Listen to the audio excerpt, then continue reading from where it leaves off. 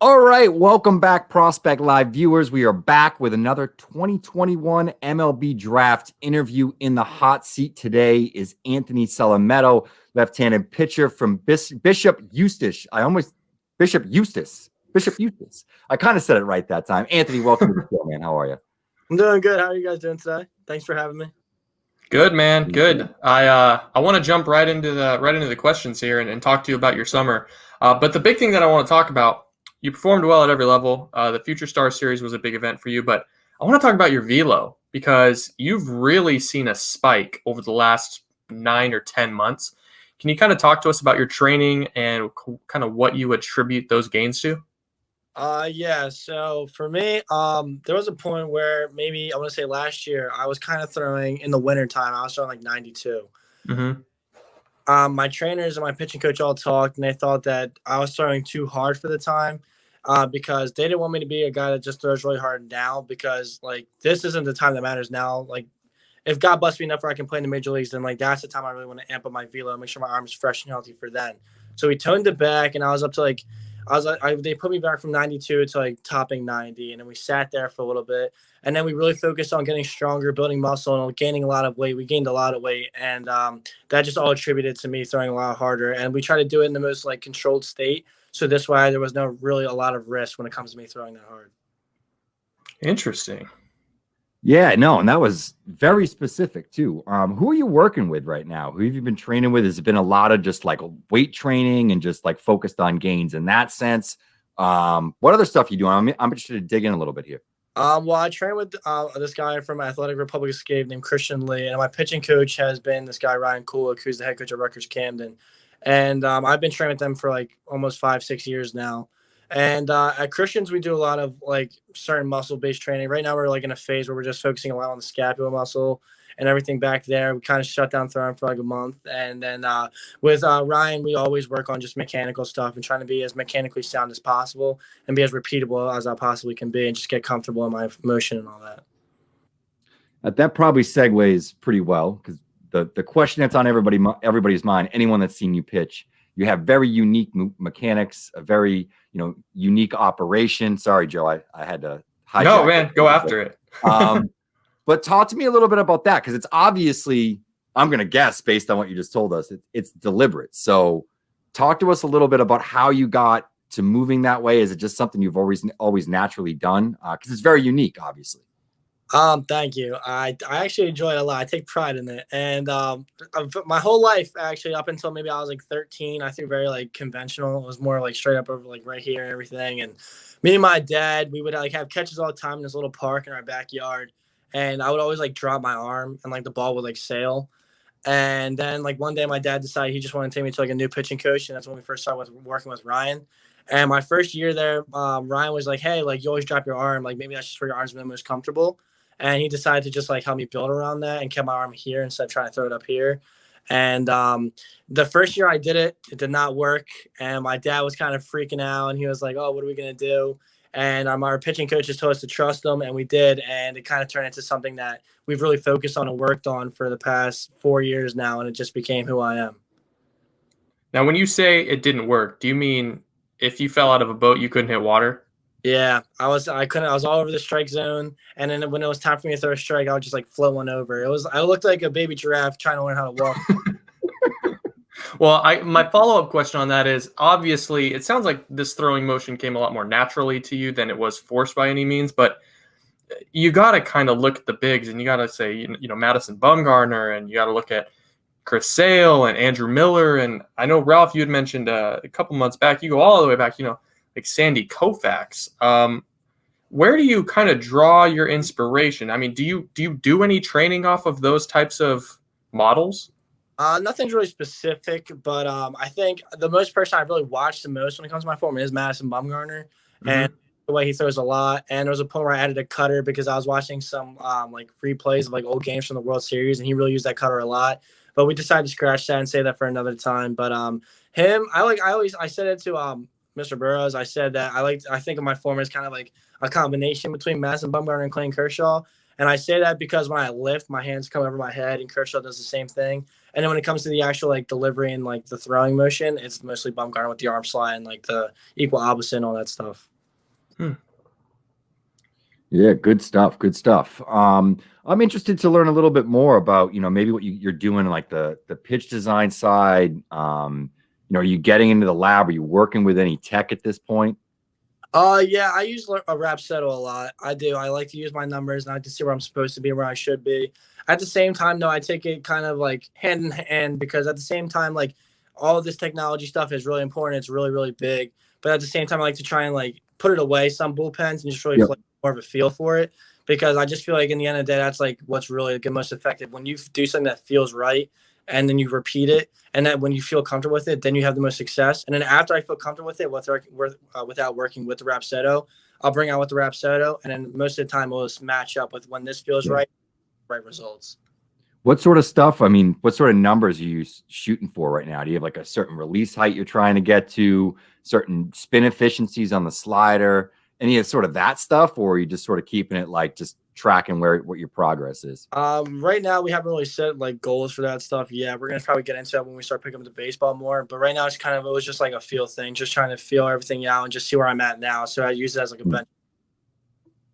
Ralph, you hit on a little bit. I mean, we talk about the velo. We talk about how that fastball is an out pitch in and of itself. But for my money, you might have one of the top 3, 4, 5 sliders in the entire class right now. I mean, it's a really, really wipeout slider. Talk to us a little bit about how that developed and has been being able to throw that just wipeout slider just come natural to you. So for me, I think one of I guess my strong suits was the fact that I was kind of like babied in the sense of my progression for a while. And I was not allowed to throw a curveball or a slider or anything like that until I was about 15, 16. And we didn't throw anything like that at all. And then when my pitching coach finally introduced the slider to me, with my arm slide, it has to be a slider really. And I was just so excited and so eager to throw this pitch because it's been held away from me for so long. That I just really worked on it and it just came second nature to me, and it was a blessing, and it just feels so good out of the hand. And once I got the grip, it just there's days where I just feel it in my hand and it just feels oh, I know it's gonna be a good day. And just I love the pitch ever since I had it, and I've done everything I can to exploit every different possible way I can with that pitch, whether it's backdoor, back foot, throwing it for a first pitch, you drop it in for a strike. Every single angle I could possibly match with that pitch is everything I focus on all the time. And I'll never be satisfied with its progression, and I'm always going to work on it to be as more dominant as it possibly can be. Am I going out on a limb when I say that's your favorite pitch? You are going out on a limb. Yeah, no, that was actually what my follow-up was going to be on that as well. No. I guess sort of, digging in a little bit to, the showcase circuit, some of the events you've done, players you faced off against. This is something we constantly like to ask the guys just to get, just some firsthand knowledge. Who's the toughest at bat that you've had or batter you've had to face over the course of, let's say, the last year or last few months? I faced a lot of good hitters and a lot of bigger names in the class and all that stuff. And just for me, I feel like everybody's has a blank face, and I don't really pay attention to that. Everybody, I approach every batter as if they're just another hitter in the game, and they are technically. And I just really focus on that aspect right now. And I just feel like I've had a lot of tough at bats, but there's not one specifically I can name. I just do the best I can to face everybody as they're faceless. How about an arm? How about just a fellow arm that you've watched from the dugout and just said, man, that guy's nasty? There's a few. There's a few arms. I've had a pleasure. My Northeast fellows pitching staff has been really good with Peter Hubeck, Shane Panzini, Chase Petty, all those guys. I just love pitching with all of them, and Pierce Coppola, all of them. We've really good pitching staff over there in the Northeast, and I think all of them are great pitchers. That sounds like an absolute nightmare, facing Anthony and Pierce Coppola back to back. Yeah. I was 17 playing high school ball, facing off against that rotation for 3 consecutive days. I would just quit baseball. Yeah, you get 3 o'clock, then you get 6 o'clock, and then you get Petty throwing darts at your chin at 100 miles an hour. Yeah, exactly. Man. That's got to be wild. Force to be reckoned with in the area code games and stuff. I think it's a pretty good pitching staff. Yeah, absolutely. I guess sort of continue to follow up on that. What are the sort of the big moments that came from the last year. It was obviously an unusual year. So, you guys being able to be together as a team and compete was unique. Not a lot of people got to be able to do that. So I'm sure there were probably some memories, but was there like a big moment or a couple of big moments that stand out to you? Maybe pitching at Fenway Park? Yeah, well, fortunately for me, actually, so the high school season for me, they actually had like an extra like tournament called like the Last Dance tournament. So like I did get to play against other high schools, and it was just like a college like March Madness tournament. It was like 1-game elimination, and we got to play through that. And that was some really good memories with my high school guys there. And obviously for me, I think playing in the area codes again was a great time. I loved it. I'm always thankful for being invited. And playing at East Coast Pro was an also amazing time playing in a Red Sox uniform. That felt so cool, and feeling like a professional with all this stuff getting changed in the locker room. And then obviously pitching in Fenway was a dream come true to me. I'm a diehard Red Sox fan since I was little, which is weird because of like where I was born and everything, obviously. But I've just been a huge Red Sox fan, and that was like absolute goosebumps. I've been to Fenway one time before, and yeah. And then pitching on the mound, I could have passed out in front of everybody, but I just had I got to be honest. I was there that day, and then my little league team that I coach had a game at 5:00, so I had to leave after the first game. So I actually missed you pitching at Fenway. But that's awesome, man. I'm a fellow Red Sox fan. Grew up in the area, so I can totally appreciate that. That's cool, yeah, man. awesome. Great, yeah. Even bigger memory for you because it's your favorite team. Joe, you got anything else for Anthony? Yeah, man. I mean, Anthony, you mentioned March Madness. I want to know, what was it about North Carolina? Why do you want to be a Tar Heel? What drew you in? So when I was little, the first ever travel team I played for was the Tri-State Arsenal, and the head coach for the team was Sarge Gallen, who's Zach Gallen's dad. And, Zach Gallen, he always used to compare me to Zach and say how much I remind him so much of his son and all that stuff. And like a lot of like my mental toughness that I have comes from Sarge, actually, because when I was little, if I worked myself into trouble, I was playing up on his team. I was 7 playing on his 9U team. And he was telling me, like, if I would, like, look to him in the dugout if I got in trouble, like, almost waiting for me, like, to pull me out and stuff. And he would just, like, yell at me that he's not going to take me out until I work myself out of it. And that just had a lot to do with it. And I really liked him a lot. And as I got older, like, I just really fell in love with UNC, and I fell in love with the program. And I thought the way that they developed pitchers was really great. And there's a lot of names that are either committed there. Madison Bumgarner was going to go there. Rick Purcell was going to go there. Jack Flaherty. There's a lot of guys that just like they have like either just been in contact with or have had, like Matt Harvey and all that stuff, that are just great pitchers that they brought up there. And I just really fell in love with the organization. And I actually played for my travel coach is Mike Zolk, and he played there in 2013 and started at second base.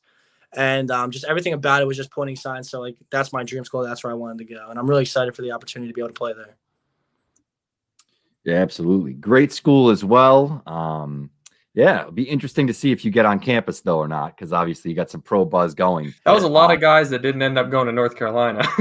Yeah, right? There's a lot.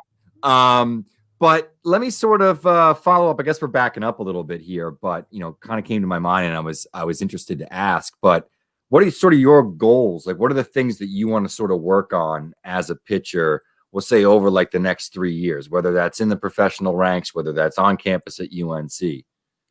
Some things I want to work on obviously is my weight. Obviously, right now I'm at like 210, and I want to be at like 220 by around the draft time this year. And hopefully I'll just keep growing and make that more into more muscle.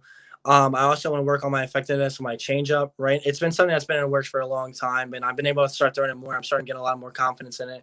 But I really want that pitch to be an out pitch for me, and another pitch to have, and another swing and miss with ground ball pitch. Some work me on a double play.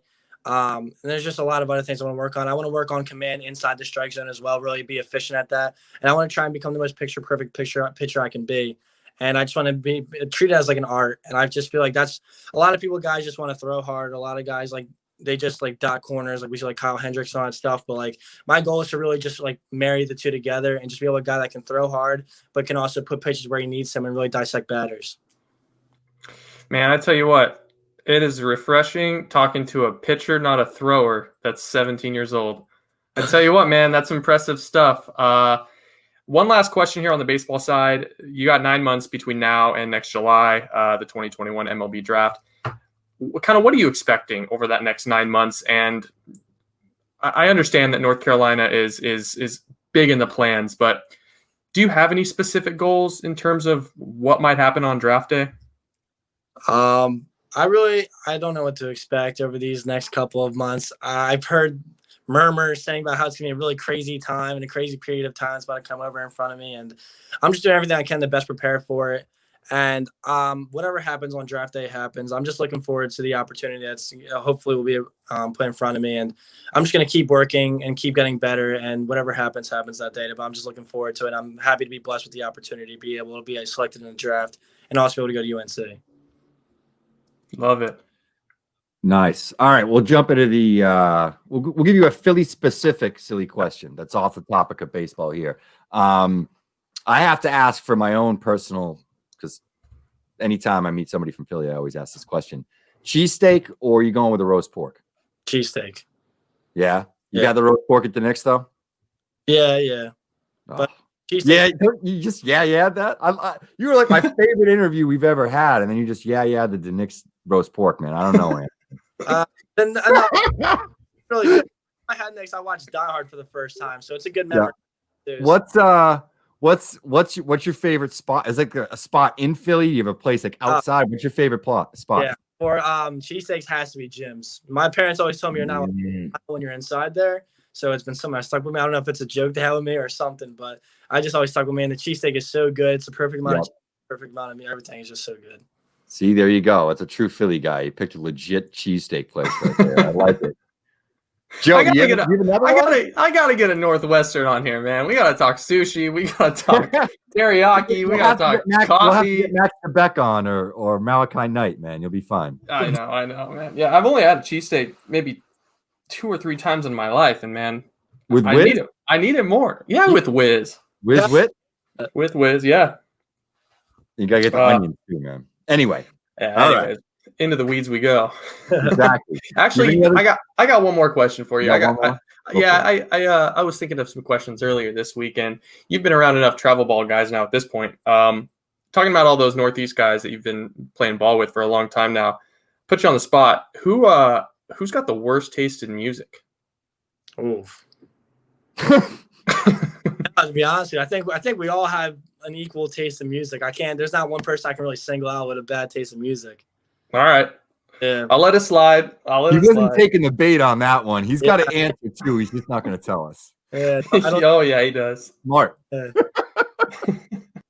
All right, man. I don't have any other questions left. You've been an excellent interview, Anthony. Joe, anything that you want to say in parting words other than good luck next summer and all throughout the spring?